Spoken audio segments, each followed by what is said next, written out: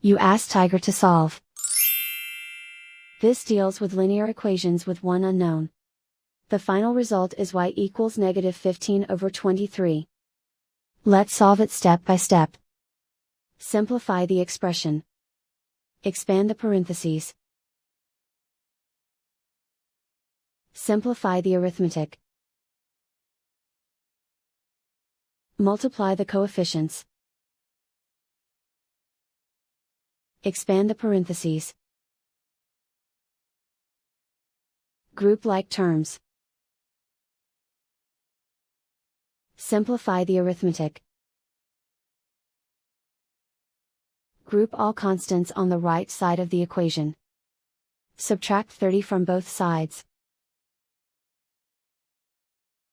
Simplify the arithmetic.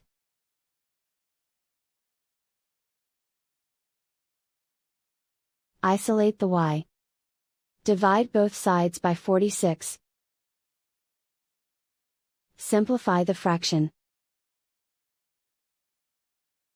Find the greatest common factor of the numerator and denominator. Factor out and cancel the greatest common factor. And so the final result is y equals negative 15 over 23.